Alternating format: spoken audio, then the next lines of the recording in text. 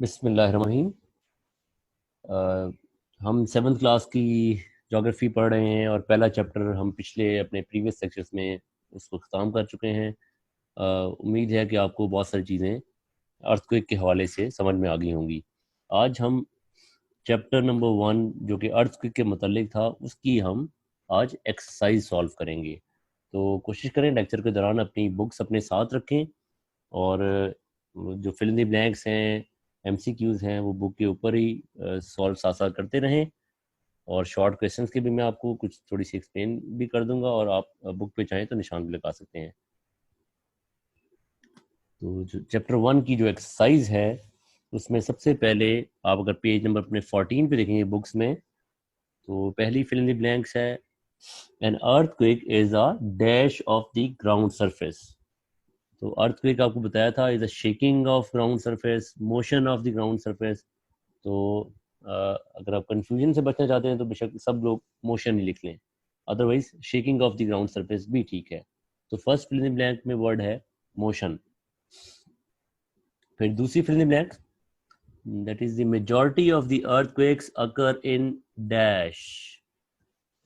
ज़्यादातर अर्थक्वेक्स कहाँ आते हैं? तो आपको याद होगा मैंने आपको बताया था कि जो अर्थक्वेक की जो दो बड़ी एक्टिव एक्टिव टेक्टोनिक बेल्ट्स हैं अर्थक्वेक के पॉइंट ऑफ व्यू से, उसमें जो सबसे बड़ी अर्थक्वेक बेल्ट है उसमें है सरकम पैसिफिक बेल्ट, जिसे आपको बताया गया था कि रिंग ऑफ फायर भी कहते हैं, लेकिन बहरहाल यहाँ आप लिखेंगे सरकम पैसिफिक बेल्ट। ठीक है, जहां आपको बताया गया था more than 90% of the earthquake occur in this belt. तो answer is circum Pacific belt. Third fill in blank, a few earthquakes are associated with। अच्छा जी, आपको जिस तरह के ज़ाहिर है प्रीवियस सेक्शन में सब कुछ बताया जा चुका है कि अर्थक्वेक्स के आने की कौन की क्या वजूहत हैं। उसमें सबसे जो इम्पोर्टेंट रीज़न है वो है टेक्टोनिक प्लेट की मूवमेंट, और जो दूसरी अहम वजह है ज़लज़ले की वो है वॉल्केनिक इरप्शन। तो यहाँ चूंकि पूछा गया है कि अ फ्यू अर्थक्वेक्स, तो फ्यू अर्थक्वेक किससे साथ एसोसिएट में, तो आपको जो तीसरी कॉज थी, तीसरी रीज़न बताई गई थी वो है ह्यूमन एक्टिविटीज़। वो तो बहुत ही स्लाइड्स है।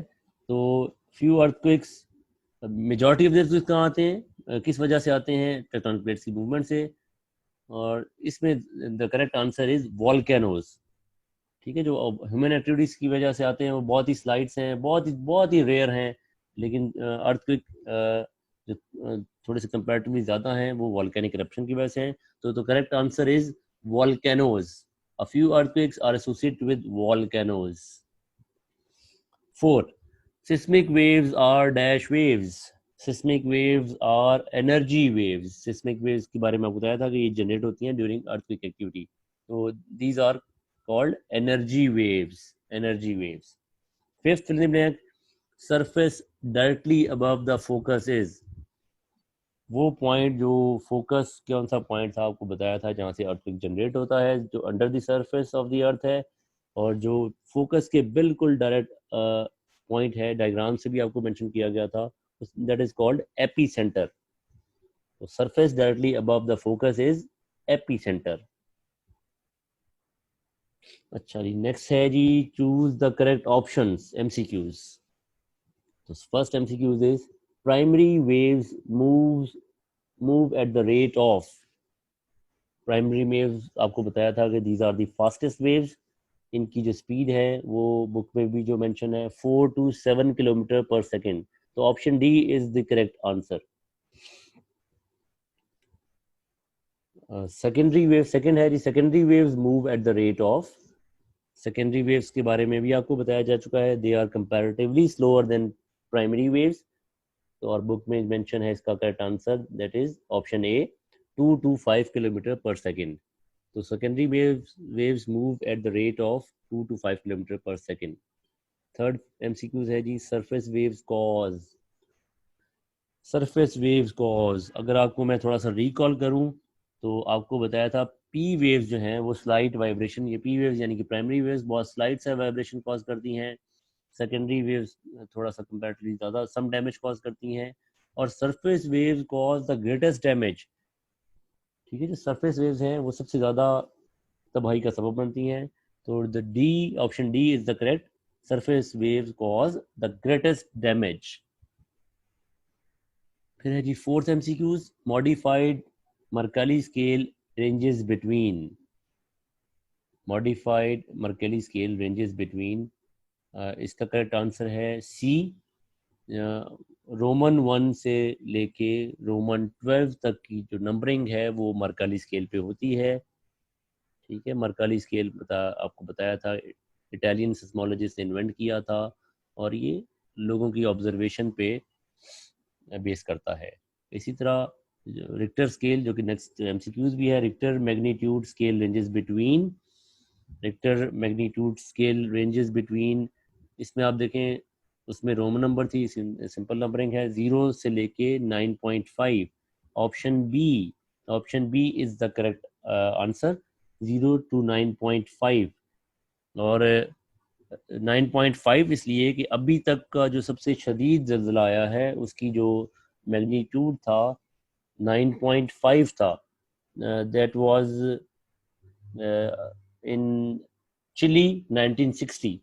ठीक है, 1960 में चिली में जो अर्थक्वेक आया था उसका जिसका जो मैग्नीट्यूड था 9.5 था। तो अभी तक रिक्टर स्केल पे सबसे शदीद मैग्नीट्यूड वाला जो अर्थक्वेक है वो 9.5 ही है, तो इसलिए उसकी रेंज 9.5 तक है। नेक्स्ट चलते हैं जी शॉर्ट क्वेश्चन और लॉन्ग क्वेश्चन की तरफ। Give brief answers of the following, that is question number 1 is what is an earthquake. वैसे तो अगर आप मेरी स्लाइड्स में जो कुछ पॉइंट्स मेंशन हैं अगर आपको वो आसान लगें तो वो भी आप अपनी कॉपी पे नोट डाउन कर सकते हैं इसके आंसर्स। अगर आप अपनी वर्डिंग में लिखें तब भी ठीक है। बेसिकली आपके कॉन्सेप्ट क्लियर होना ज़रूरी है, ज़रूरी नहीं कि आपकी बुक ही की वर्डिंग को फॉलो करें, लेकिन चूंकि आपके पास ज़्यादातर बुक अवेलेबल होती हैं तो आप बुक की वर्डिंग को भी फॉलो कर सकते हैं। तो लेकिन मैं दोबारा आपसे कहूँ, फिर भी जो आपको आसान वर्डिंग लगे आप अगर अपनी वर्डिंग में जाए तब भी आप इससे। तो पहला सवाल जो है वो व्हाट इज एन अर्थक्वेक, तो इसका आंसर जो पहला ही पेज है that is the page 7, page number 7 है, इसके फर्स्ट पैराग्राफ ही में आंसर मेंशन है, an earthquake is a motion of ground surface of the earth. जैसा कि आपको फिल इन द ब्लैंक में भी पहली फिल इन द ब्लैंक में भी इसलिए आपको आंसर मोशन लिखवाया गया, otherwise shaking is also a correct answer. तो you just write an earthquake is a motion of ground surface of the earth। ठीक है जी, otherwise you can write anything which you think is appropriate or you can use your own words। Question number 2 है जी exercise का, what is the difference between P and S waves। ठीक है, P stand for primary and S waves abbreviation है secondary waves की। P waves और S waves में क्या difference है ये मैंने आपको लेक्चर में पीछे बताया भी था। और अगर आप बुक के पेज नंबर 9 पे आ जाएं जिसमें ये मेंशन है, ये पेज नंबर 7 था जिसमें पहला क्वेश्चन था आंसर था, फिर पेज नंबर 8 और इस तरह पेज नंबर 9, ये पेज नंबर 9 है, इसी के फर्स्ट पैराग्राफ पे मेंशन है primary waves are the fastest waves to reach the recording station। They move at the rate of 4 to 7 km per second or they cause little distortion in the rocks they pass through। आप paragraph change कर सकते हैं। Secondary waves के difference पूछा गया है तो एक जो प्रोमिनेंट डिफरेंस है वो तो है इसकी स्पीड मेंशन है। दूसरा जो इम्पोर्टेंट चीज़ है वो है कि इनसे क्या नुकसान होता है। तो प्राइमरी वेव्स जो हैं या P waves cause little distortion और secondary waves move at the speed of 2 to 5 km per second or they distort the rocks in more complicated way।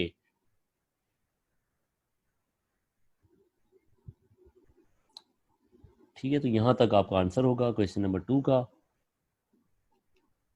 एक जो दो डिफरेंस प्रोमिनेंट थे, एक तो स्पीड का और दूसरा डिस्टॉर्शन का।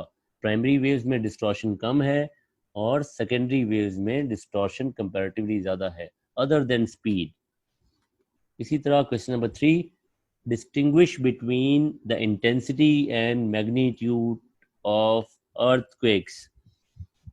आपको याद होगा कि आपको डिटेल से बताया गया दो स्केल हैं जो बहुत कॉमनली यूज होते हैं, एक इंटेंसिटी को मेजर करने के लिए, दूसरा मैग्नीट्यूड को मेजर करने के लिए। तो इंटेंसिटी वाला स्केल जो है वो मरकाली स्केल है और मैग्नीट्यूड वाला रिक्टर स्केल।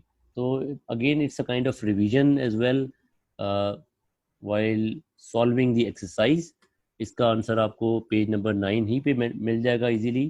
पेज नंबर 9, इसी पेज के अगर आप बॉटम में चले जाएं तो हेडिंग मेंशन है इंटेंसिटी ऑफ द अर्थक्वेक। तो आप इंटेंसिटी, चूंकि क्वेश्चन में पूछा गया डिस्टिंग्विश बिटवीन इंटेंसिटी और मैग्नीट्यूड ऑफ द अर्थक्वेक, तो आप इंटेंसिटी में ये फर्स्ट लाइन जो कि मेंशन है, intensity of an earthquake tells us about the damage cause to terrain and structures after an earthquake. तो इंटेंसिटी में आप ये वाला सेंटेंस मेंशन कर दें।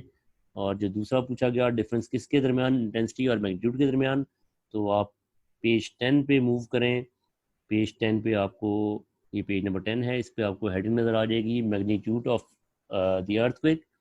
तो मैग्नीट्यूड ऑफ द अर्थक्वेक में आप यहाँ से अपनी कॉपी में इसको भी नोट डाउन करेंगे, लिखेंगे magnitude of earthquake refers to strength of an earthquake.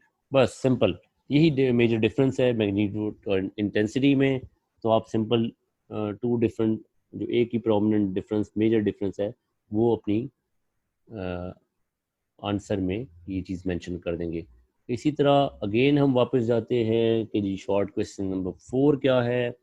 वो है define a tsunami and how is it caused.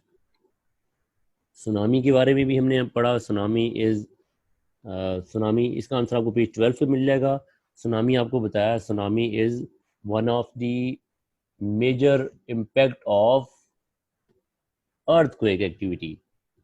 Tsunami जब समंदर में अर्थक्वेक एक्टिविटी होती है, उससे समंदर में जो लहरें, वेव्स हैं, उनकी हाइट समटाइम 30 मीटर तक भी चली जाती है, उसे हम सुनामी कहते हैं।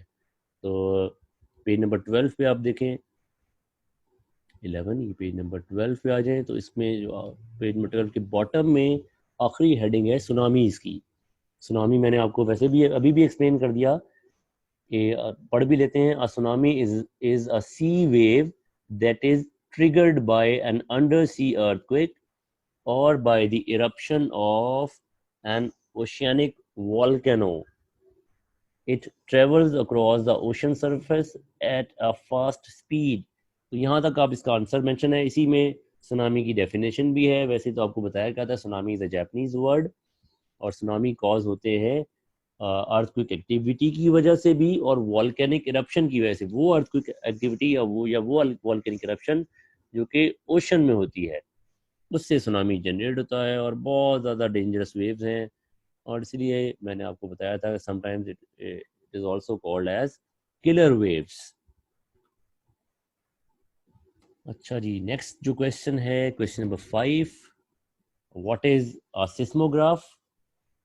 सिस्मोग्राफ अगर अभी क्लास में आपको यकीनन आपने लेक्चर ध्यान से सुने हैं या बुक को पढ़ा है, तो आपको मालूम है कि सिस्मोग्राफ किस इंस्ट्रूमेंट का नाम है। क्योंकि चैप्टर भी अर्थक्वेक के मुतालिक है, तो seismograph is an instrument which is used to record an earthquake activity। तो बुक में भी इसका आंसर देख रहे हैं, पेज नंबर 10 पे आपको इसका आंसर मिल जाएगा इसके व्हाट इज अ सिस्मोग्राफ। तो वापस पेज नंबर 12 से हम चलते हैं जी पेज नंबर 10 पे। पेज नंबर 10 पे ये जी जो मैग्नीट्यूड ऑफ द अर्थक्वेक वाली हेडिंग है, इसमें सेकंड पैराग्राफ देखें जो स्टार्ट हो रहा है, earthquake vibrations in the ground can be detected and recorded by using an instrument called a seismograph। तो सिंपल ये इसका आंसर है। इस तरह ये शॉर्ट जो 5 क्वेश्चंस हैं हमारे, उनके आंसर आपको बुक में भी दिखा दिए कि कहाँ कहाँ हैं, और थोड़ा सा रिव्यू भी कर दिया है कि उनका जो शॉर्ट क्वेश्चंस हैं। तो एक is again a kind of recap of our chapter number 1। तो जो लॉन्ग क्वेश्चंस हैं, 2 लॉन्ग क्वेश्चंस गिवन हैं। पहला लॉन्ग क्वेश्चन तो है, गिव डिटेल आंसर्स। जो फर्स्ट है, what are the main causes of earthquakes. Earthquakes की जो ज़लज़ले की वजूहात हैं, बड़ी वजूहात हैं, वो कौन कौन सी हैं। तो अगर आप रिकॉल करें, इसका आंसर आपको ज़रा पेज नंबर 8 पे जो हेडिंग भी मेंशन है, फर्स्ट हेडिंग है पेज नंबर 8 पे, कॉजेज ऑफ अर्थक्वेक्स, उस पर आपको इजीली मिल जाएगा। अगर मैं आपको थोड़ा सा रिकॉल करा दूं, साथ साथ पेज नंबर 8 पे मूव भी करते हैं, बुक के पेज नंबर 8 पे। तो जो सबसे इम्पॉर्टेंट और मेन रीज़न है ये कॉजेज ऑफ अर्थक्वेक की, आपको पेज नंबर 8 पे फर्स्ट हेडिंग ही है। तो there are 3 main causes of an earthquake. ठीक है, 3 बुलेट पॉइंट्स में, 3 रोमन में जो नंबरिंग है, इन तीनों ही को लिखना पड़ेगा 1 से लेके इस थर्ड पॉइंट के एंड तक इस लॉन्ग क्वेश्चन में। लेकिन मैं आपको वैसे साथ साथ वैसे भी ब्रीफ कर दूं दोबारा से, कौन कौन सी 3 बड़ी कॉजेज हैं अर्थक्वेक की, ज़लज़ले की 3 बड़ी वजूहात कौन सी हैं। सबसे पहले जो जो कि सबसे मोस्ट इम्पॉर्टेंट रीज़न है, वो है टेक्टोनिक प्लेट्स की मूवमेंट। ठीक है, अगर आपको टेक्टोनिक प्लेट्स का फिनोमेना जो टर्म है वो बहुत ज़्यादा इम्पॉर्टेंट है अर्थक्वेक को समझने के लिए। आपको बताया गया था कि लिथोस्फेरिक प्लेट और टेक्टोनिक प्लेट्स एक ही के एक ही प्लेट के जो 2 नाम हैं डिफरेंट। तो lithosphere consist of crust and upper part of mental which is the second layer of the earth. तो इन दो से मिलकर लिथोस्फेयर बनता है। Lithosphere is again broken into so many pieces. Some are small and some are large. In fact, there are 7 large plates, lithospheric plates, or 13 smaller plates. Or most of the earthquakes occurs due to the movement of these tectonic plates. And tectonic plates mostly occur on the plate boundaries of the larger plates. So, which is the largest plate? The largest tectonic plate is the Pacific plate. Pacific plate, जो कि preliminary match में भी हमने आपको बताया कि Pacific plate पे, जिसे हमने सर्कम पैसिफिक बेल्ट का नाम दिया, या पैसिफिक रिंग ऑफ फायर भी इसे बहुत ज़्यादा कॉमनली इसलिए यूज़ करते हैं, वहाँ पर दुनिया के तकरीबन 90% ऑफ द अर्थक्वेक हैं वहाँ पैसिफिक प्लेट के अराउंड आते हैं, जिसमें जो इम्पोर्टेंट कंट्रीज़ हैं, चिली है, अलास्का स्टेट ऑफ यूएसए, फिर जापान है, इंडोनेशिया है। तो ये वो चंद इम्पोर्टेंट कंट्रीज़ हैं जो कि पैसिफिक प्लेट के अराउंड हैं। फिर अर्थक्वेक की जो दूसरी बड़ी वजह है वो है वॉल्केनिक इरप्शन, जो कि थर्ड पे मेंशन है इनफैक्ट, ऑल्दो के volcanic eruption is the second main reason. तो थोड़ी सी शायद नंबरिंग में मिस्टेक हो गई है तो बुक में। तो बहरहाल से जो सेकंड इम्पॉर्टेंट रीज़न है अर्थक्वेक की वो है वॉल्केनिक इरप्शन। जब वॉल्केनो इरप्ट होता है तब भी लिथोस्फेयर डिस्टर्ब होता है, तो जिसकी वजह से भी अर्थक्वेक आते हैं। और जो थर्ड रीज़न है वो है ह्यूमन एक्टिविटी। अर्थक्वेक ज़लज़ले आने की जो तीसरी वजह है वो है इंसानों की मुख्तलिफ़ किस्म की सरगर्मियाँ, मुख्तलिफ़ ह्यूमन एक्टिविटीज़, जिसमें जो कॉमन एक्टिविटीज़ हैं वो न्यूक्लियर एक्सप्लोजन्स हैं, अंडरग्राउंड न्यूक्लियर एक्सप्लोजन्स हैं। फिर आपकी जो रेजरवायर्स, वाटर रेजरवायर्स हैं, जो लार्ज डैम्स की कंस्ट्रक्शन होती है, वो भी बहुत ज़्यादा उसके लिए डिगिंग की जाती है, माइनिंग एक्टिविटीज़ हैं। तो ये सारी ह्यूमन एक्टिविटीज़ हैं। अगर आपको बुक की वर्डिंग लगे तो आप you can write your own words and you can take help from my slides, my previous lectures, if you find difficulty in the language of this book. ठीक है जी, और you can use your own wording. मैं आपको बार बार कह चुका हूँ, आप ज़रूरी नहीं कि बुक को रटा लगाएं और उसको रिप्रोड्यूस एज इट इज़ कर दें। तो अगर आपके कॉन्सेप्ट बेसिक हमारा थीम है कि आपके कॉन्सेप्ट क्लियर हो, तो अगर आपके कॉन्सेप्ट क्लियर हैं तो आप अपनी लैंग्वेज में अपने वर्ड्स को इस्तेमाल करते हुए ये तीनों कॉजेज़, तीनों रीजंस जो हैं वो आसानी से लिख सकते हैं। लॉन्ग क्वेश्चन नंबर 2 है, वो है suggest ways and steps to minimise the damaging effects of earthquake. कौन से स्टेप्स हैं, कौन से प्रिकॉशंस हैं, कौन से मिटिगेशन मेजर्स हैं, कौन से स्टेप्स हैं जिसकी वजह से अर्थक्वेक से जो डैमेज होते हैं उसको रिड्यूस किया जा सकता है, उसको मिनिमाइज किया जा सकता है। इसका भी आपको पिछली मेरे लेक्चर्स में डिटेल से बताया जा चुका है, लेकिन इसका आपको ज़ाहिर आंसर बुक पे भी इजीली मिल जाएगा। पेज नंबर 13 पे आपको इसका आंसर मिलेगा, जो कि बुक की आई थिंक आखिरी हेडिंग है इस चैप्टर नंबर 1 की। तो पेज 13 पे ही मूव करते हैं। वैसे तो बुक में सिर्फ एक हेडिंग में मेंशन किया गया, लेकिन मैंने आपको अपने लेक्चर्स में इन इम्पैक्ट्स को रिड्यूस करने के लिए जो स्टेप्स थे उनको 3 कैटेगरीज में डिवाइड कर दिया था। ठीक है जी, ये पेज नंबर 13 है, यहाँ मेंशन है steps to minimise loss of lives and damages. तो इस बुक में तो इसको एक ही हेडिंग के अंडर मेंशन किया गया है, लेकिन मैंने आपको वैसे अपने लेक्चर्स में बताया था कि before an earthquake activity, during an earthquake और आफ्टर द अर्थक्वेक। तो हम इन स्टेप्स को 3 फर्दर में भी डिवाइड कर सकते हैं अगर आप बुक ही को फॉलो करना चाहते हैं। तो बुक पे ज़ाहिर है ये मेजर्स गिवन है, 2 इम्पॉर्टेंट हेडिंग्स मेंशन की गई हैं, कौन कौन से इम्पैक्ट से, कौन कौन से स्टेप्स है जिसकी वजह से आप अर्थक्वेक एक्टिविटी से जो नुकसान होते हैं उनको रिड्यूस कर सकते हैं। कुछ मैं आपको सिर्फ रिकॉल करा देता हूँ, ज़ाहिर यहाँ भी मेंशन है वो वाले।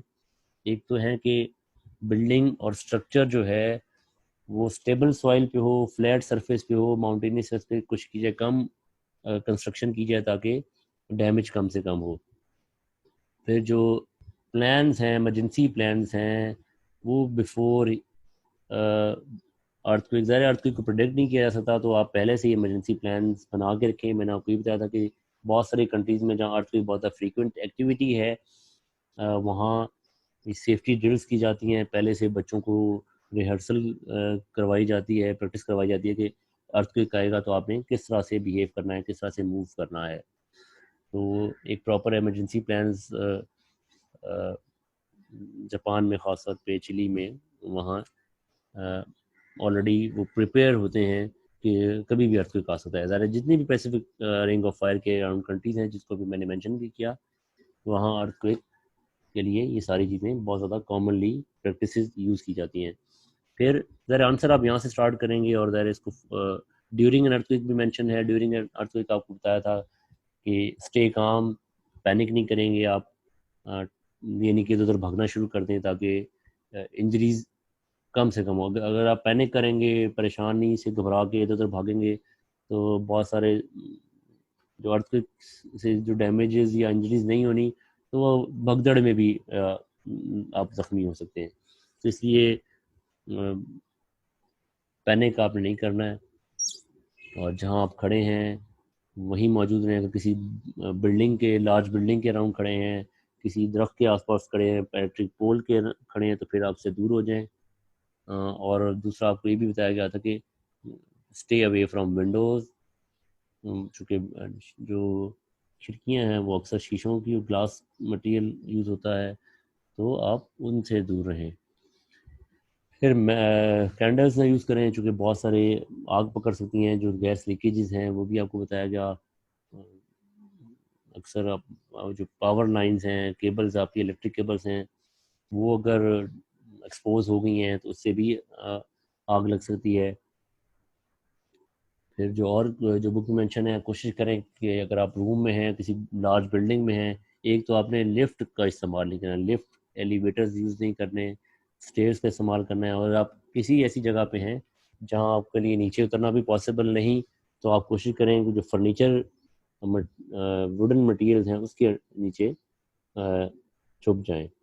तो ये एक डायग्राम भी बुक में मेंशन है कि ड्रॉप, बैठ जाएं, कवर करें अपने आप को और होल्ड करें। तो जो टेबल को उसने होल्ड किया हुआ है ताकि टेबल भी मूव इधर उधर ना करे, तो आपके ऊपर एक टेबल का कवर रहे। ठीक है जी। फिर ज़ाहिर है जो मैंने आपको आफ्टर द अर्थक्वेक भी बताया था कि आफ्टर द अर्थक्वेक क्या करना है। जब अर्थक्वेक, एक तो आपने ज़हनी तौर पर तैयार रहना कि शायद दोबारा से अर्थक्वेक भी आए, ज़ाहिर है अक्सर उसके सेकंड सीरीज़ भी फॉलो करती है, तो वो उससे भी तैयार रहें और जो लार्ज बिल्डिंग है उनसे भी दूर रहें, और कोशिश करें जो ब्रिजेस हैं उनके ऊपर भी गाड़ी ना रोकें, उनके नीचे भी मत खड़े हों, कि वो कमज़ोर हो चुका हो और आपको कोलैप्स करके आपके ऊपर ही गिर जाए, तो इस तरह से भी डैमेज हो सकता है। तो इस तरह से हमने चैप्टर नंबर 1 की आज एक्सरसाइज सॉल्व की है इस लेक्चर में। तो आपकी अपनी कॉपी में इसे नोट डाउन भी कीजिएगा। एक्सरसाइज में जो फिल इन द ब्लैंक्स हैं और जो चूज़ द करेक्ट ऑप्शन है, इन्हें आप बुक ही पे लिखा रहने दें, और जो एक्सरसाइज जो कि अभी आपको बताएगी शॉर्ट क्वेश्चन और लॉन्ग क्वेश्चन, इसको आप अपनी नीट कॉपी पे उतारें अच्छी हैंड राइटिंग में। कोशिश करें साफ़ सुथरा काम करें, और जब जैसे ही स्कूल खुलेंगे इंशाल्लाह तो ये कॉपीज़ आपकी चेक भी होंगी। तो ऐसा ना हो कि आप घर में आराम से बैठे रहें और कॉपी पे बिल्कुल बिल्कुल काम ना करें। तो कोशिश करें कि काम साथ साथ करते रहें। आजकल आपके पास फ्री टाइम बहुत ज़्यादा है, तो साथ साथ जो जो चैप्टर पढ़ाए जा चुके हैं जिन भी सब्जेक्ट्स के, उन सब का काम भी अपनी कॉपीज़ में करते रहें। और ख़ुसूसन जोग्राफ़ी चूँकि पहला चैप्टर ख़त्म हो गया है, तो ये सारी एक्सरसाइज अपनी नीट कॉपी में आप लिख सकते हैं। ये सारे questions you can take help from my slides, my lectures, or you can copy it from your book. और नेक्स्ट क्लास में हम इंशाल्लाह चैप्टर नंबर 2 स्टार्ट करेंगे, विच इज़ अबाउट वॉल्केनोज। तो इंशाल्लाह नेक्स्ट क्लास में मिलेंगे और चैप्टर नंबर 2 स्टार्ट करेंगे और वॉल्केनो का चैप्टर पढ़ेंगे। अपना ख्याल रखिएगा। अल्लाह हाफिज़।